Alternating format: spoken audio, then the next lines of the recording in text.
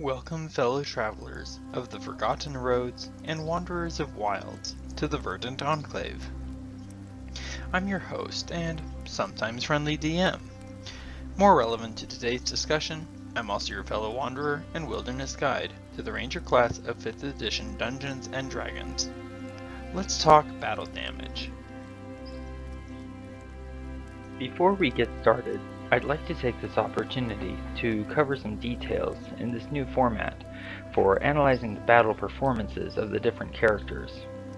I've had to change the formula for baseline comparison, and I'd like to outline some of the house rules we use during play.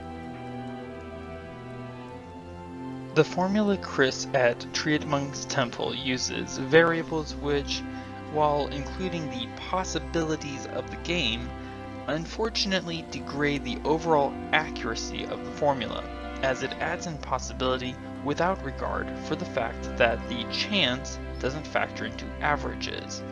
Advantage, disadvantage, and critical hits are outliers of battle data, not constants, whereas making attacks and hits are constants. Further, his method calculates for the round. While this isn't necessarily a problem, it isn't working well with the manner I've been tracking damage for the Land of the Hunter. Consequently, I've modified Chris's approach, first by removing those variable components of the formula, thereby reducing it to the more basic form of chance to hit and average of damage dice plus the appropriate modifiers. I chose a base armor class of 15 to determine the basic chance to hit, and then ran the numbers as average per hit rather than per round. There are 3 house rules we use that do have a small impact on the outcomes of battle analysis. First up is massive damage. If an enemy creature is reduced to 1 hit point by a single attack, I have that creature roll a Constitution saving throw. If they fail, then I rule it as massive damage, and the creature dies instantly. This can result in an opponent being removed earlier than they would have otherwise, thereby reducing the chances of gathering further data. Second is Glancing Blow. When an attack misses by 1 point below the targeted armor class, I allow the attack to hit regardless, but I award resistance against that particular attack's damage to the targeted creature. This can inflate the actual number of hits the characters earn, as well as the amount of damage they accrue, as I record the damage as rolled rather than accounting for resistance or vulnerability. However, it does mean that the characters have to keep fighting those who survive, so they still have to earn their victory. Finally, critical hits. Per the player's handbook, a natural 20 on attack simply doubles all damage dice for that attack. Rather than simply doubling the relevant dice, I allow critical hits to maximize the damage of the doubled dice, and then we roll the regular dice as normal.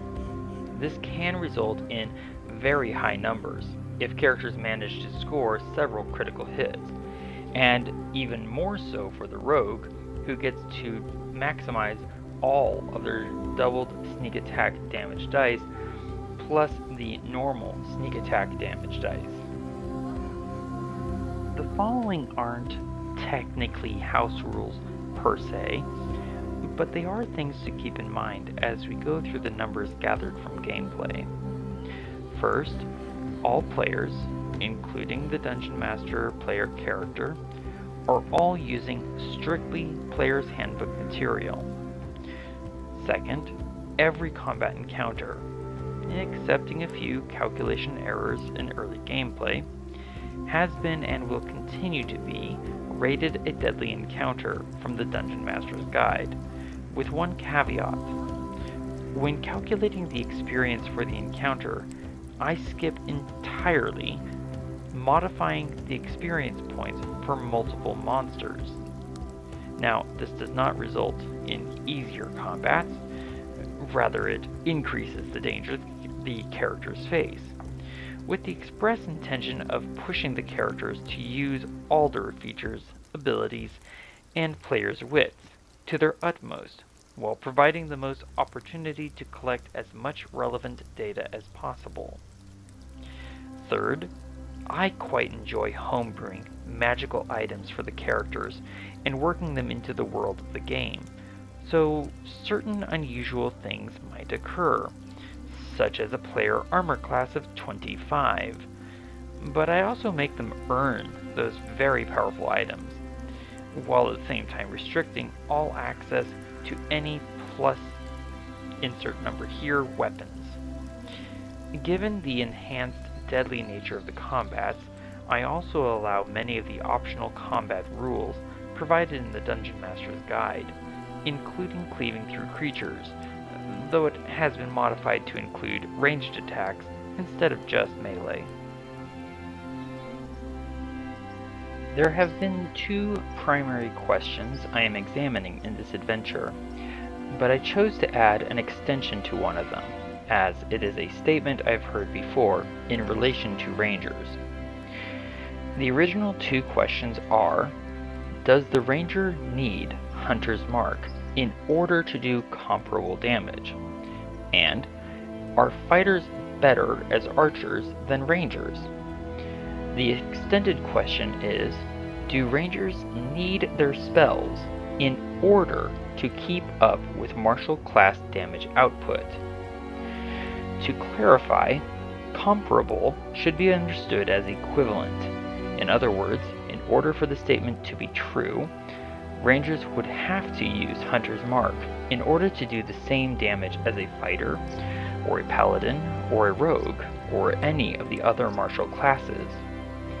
Therefore, if Hunter's Mark is not needed in order to accomplish comparability, then the statement would not be true. Now let's get started with Thea the Rogue, Thief subclass, level 13. Of the subclass features, Thea used Fast Hands 4 times successfully, Second Story Work 29 times in order to get into better or necessary positions for combat, and Supreme Sneak 17 times. Use Magic Device was used 0 times. General abilities are those abilities which anyone can have, or choose, such as feats, of which Thea now has Skulker, in addition to Sharpshooter. Skulker was used to mitigate disadvantage on perception checks successfully 3 out of 5 uses, and Sharpshooter was used 6 times successfully out of 8 uses, adding 60 points to Thea's total damage rolled for this level, which is 13.82% of the total. Over the course of level 13, Thea made 15 attacks, 12 of which were hits, for a hit ratio of 80%. Class abilities refers specifically to the core rogue class abilities, such as Cunning Action, the rogue ability to hide, disengage, and dash with a bonus action instead of an action. Thea used her bonus action to hide successfully 18 times, 0 times to disengage, and dash 5 times.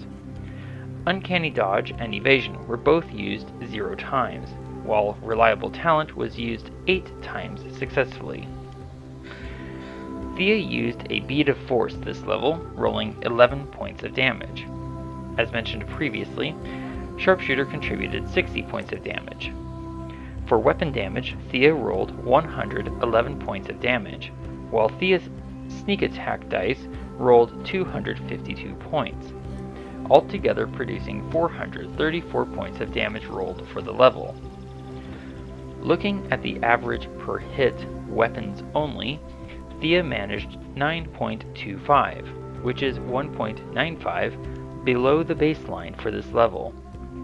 However, when all applicable damage, in this case excluding the Bead of Force damage, is added in, Thea's average per hit becomes 35.25, which is a stunning 24.05 above the baseline.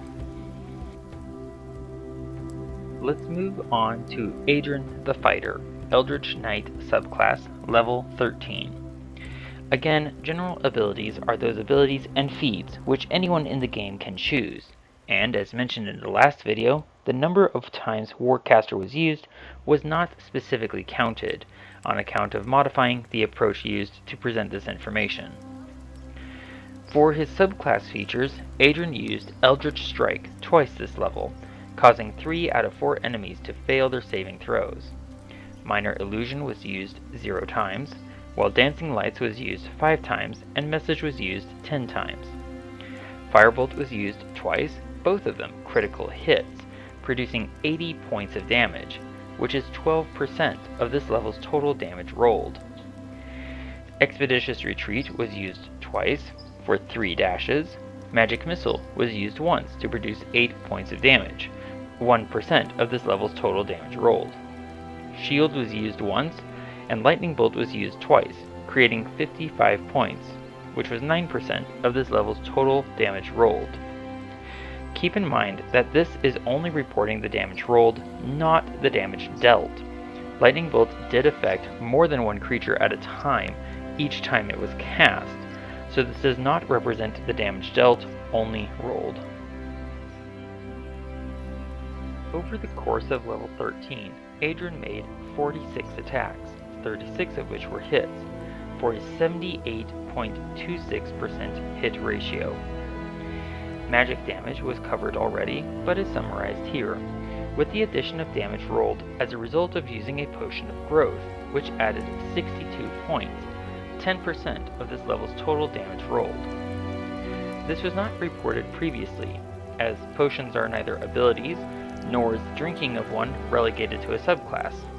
However, this damage did rely on weapon attacks, and will therefore impact Adrian's average per hit for this level. Adrian used Second Wind 3 times, regaining 57 hit points. Action Surge was used twice to attack, generating 55 additional points of damage, 9% of this level's total damage rolled. And Indomitable was used twice successfully. For weapon damage undone alone, Adrian rolled 382 points. Action Surge produced 55 points, Firebolt 80, Magic Missile 8, Lightning Bolt 55, and Potion of Growth supplemented with 62 points rolled, bringing Adrian's total rolled damage for this level to 642. Without Action Surge, Adrian's average per hit is 10.61, 0.59 below the baseline, which was better than the rogue's average weapon damage per hit without Sneak Attack. With Action Surge added in, Adrian bumps it up to 12.14, which is 0.94 points above the baseline, but far below the rogue's average with Sneak Attack. Here now is where Potion of Growth comes in. With all the relevant weapon-reliant damage divided by the number of hits, Adrian's average becomes 13.86, 2.66 above the baseline. Finally, Varen the Ranger, Hunter subclass, level 13. For subclass features, Varen used Colossus Slayer 17 times, generating 94 points of damage, which was 11% of his total rolled damage for this level. Steel Will was used once successfully to turn what would have been a failed save into a success, and Volley was used only twice, generating an extra 11 attacks, 10 of which were hits for a 90.91% hit ratio with Volley. This added 106 points, 13% of Varen's total damage rolled for this level. Sharpshooter was used 16 times, but only adding 140 points as a result of 2 attacks missing. This was 17% of Varen's total damage rolled for this level. Without Volley, Varen made 52 attacks this level, 47 of which were hits, for a 90.38% hit ratio. With Volley added in for this level, Varen made a total of 63 attacks and 57 hits, for a marginally improved hit ratio of 90.48%. Animal Messenger, Jump, Non-Detection, and Plant Growth were used 0 times. Hunter's Mark was used twice, adding 36 points of damage, or 4% of the level's total damage rolled. Longstrider was used once at 3rd level. Locate animals or plants was used once, and Spike Growth was used twice, generating a total of 155 points, or 19% of this level's total damage rolled. Favored Enemy was used 3 times, twice successfully to track creatures or foes, and Natural Explorer was used 16 times distinctively. Passive uses are harder to track due to their constant applicability. Primeval Awareness and Landstride were used 0 times, and Hide in Plain Sight was used once. With weapons only, Varen made 289 points of damage. 94 came from Colossus Slayer, 106 from Volley, 36 from Hunter's Mark, 140 from Sharpshooter, and 155 from Spike Growth, for a total of 820 points of damage rolled for this level. Varen's weapon damage per hit, not including the hits from Volley, comes to 8.03, 3.17 below the baseline, performing less efficiently than the Rogue. With all applicable non-magical damage, Varen's average per hit comes to 13.38, 2.18 above the baseline, and marginally better than the fighter, with both Action Surge and Potion of Growth included. When all relevant damage is included, consequently excluding Spike Growth damage, Varen's damage per hit becomes 14.15, 2.95 above the baseline. Here is the character's progression from level 1 through level 13, expressed as average damage per hit without any features, magic, or special abilities added, so this is based solely on weapon damage and hits. The blue line indicates the average damage baseline established earlier. The yellow line represents Thea the Rogue, the gray line represents Adrian the Fighter, and the orange line represents Varen the Ranger. The baseline does assume a constant enemy armor class of 15 through all levels, and the use of Hex with every Eldritch Blast the theoretical Warlock uses.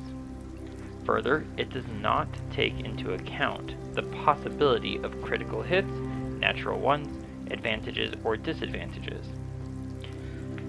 As you can see, when relying on weapons only, the Ranger and Rogue both managed to stay above the baseline until about the 7th and 8th levels, though the Rogue does slip below the baseline at 5th level as well. After 7th level, all 3 of the classes perform lower than the baseline. So now let's add in those removed features, abilities, and magic to see how things change. As we move into this discussion, I would like to note that average per hit is a metric to measure a character's efficiency, not its damage output performance. For the purpose of this discussion, efficiency is the ratio of useful outcome to the total input in any system, specifically the combat system of 5th edition Dungeons & Dragons. For the system in question, input would be weapon attacks that hit, and outcomes would be the damage rolled against enemy subjects. That does mean that this metric ignores actions used to cast spells, and the actions that hit, the attacks that hit, do include those hits that are used to grapple or shove, although such interactions do not result in damage rolled. The blue baseline remains the same, of course, but the first thing to note is the Rogue's yellow line. Firstly, it is consistently above the baseline, but has an erratic progression up until 11th level, where Sneak Attack clearly elevates the line drastically and dramatically. What this indicates is that, especially with Sneak Attack, the Rogue is statistically a high efficiency class, without needing to rely on critical hits or expending resources.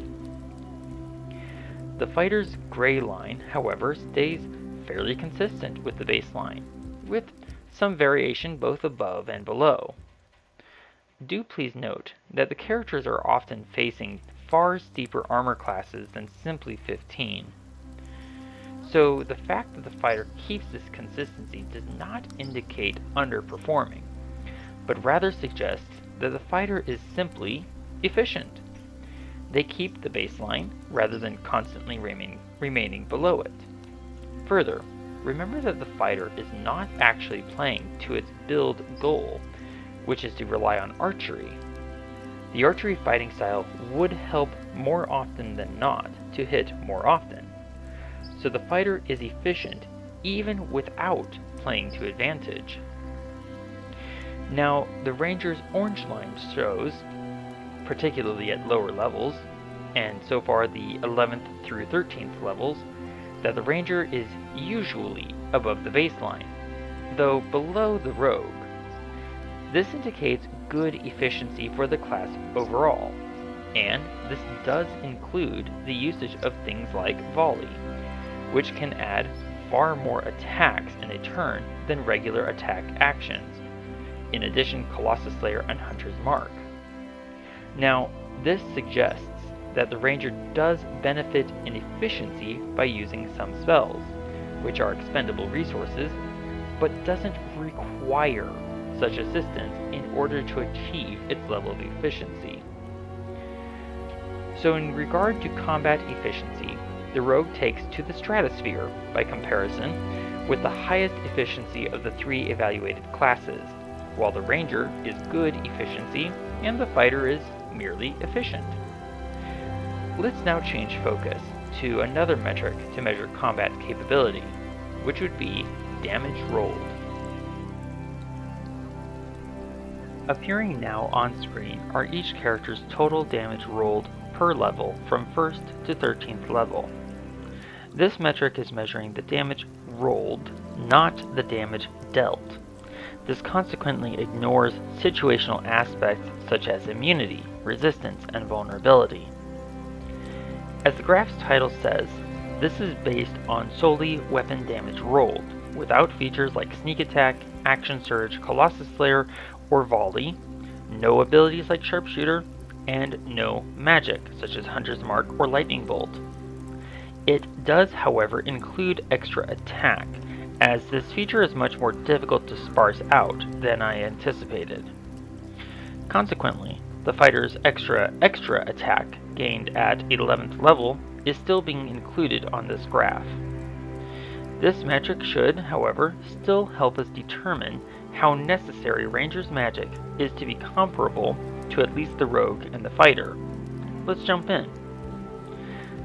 The gray columns represent the Rogue's total weapon damage rolled per level. Of the 13 levels played, the Rogue outperformed the other two classes once. The rest of the time, the Rogue, forced to rely on weapons only, rarely comes close to being comparable to the Fighter or the Ranger.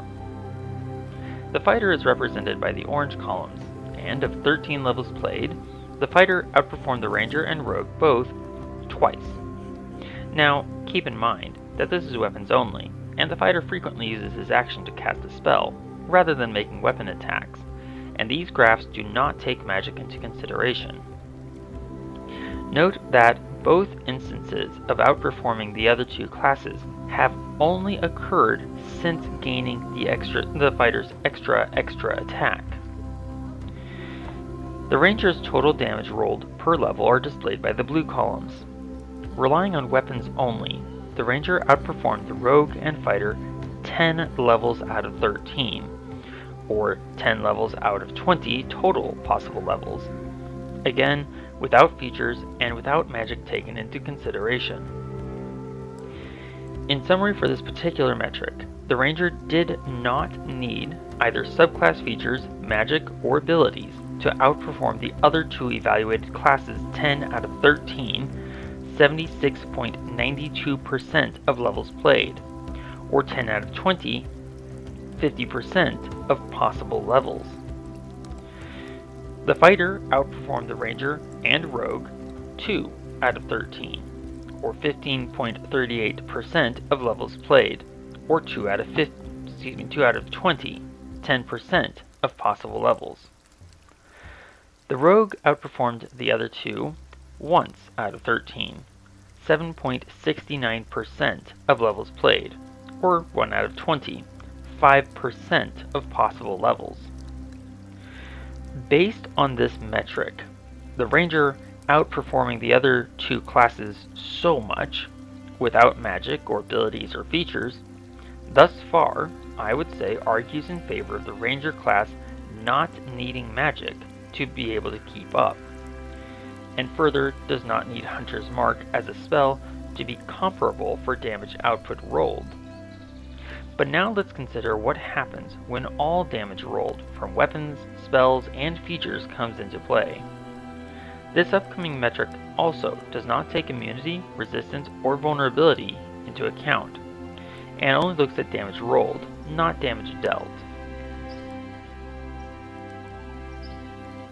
Similar to the previous screen, the blue columns represent the Ranger's total damage rolled per level.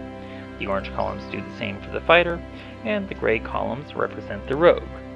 The addition of Action Surge, Magic, Sneak Attack, Sharpshooter, Colossus Lair, and Volley makes for quite a difference, especially spells like Spike Growth.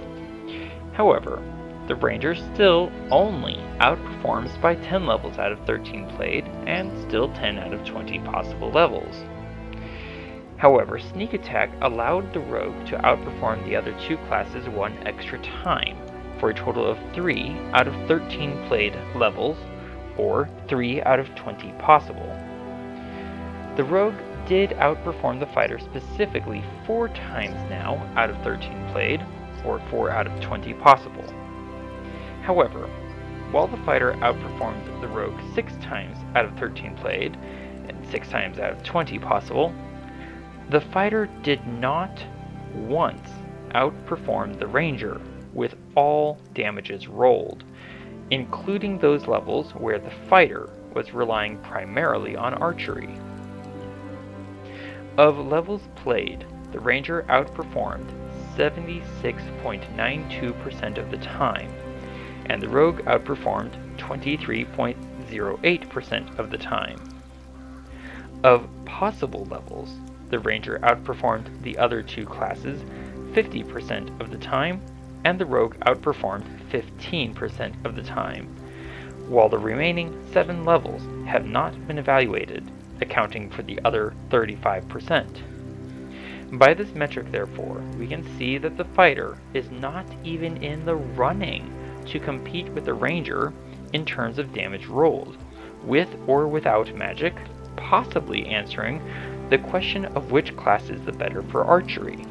However, as mentioned, 7 levels remain to be evaluated, as well as the capstone features at level 20 for all 3 classes. I hope you're finding this analysis as interesting as I am, and that you will continue to explore the Ranger class with me, as well as joining Adrian, Thea, and Varen in the Land of the Hunter. Thank you so much for watching, and I hope you have a great day.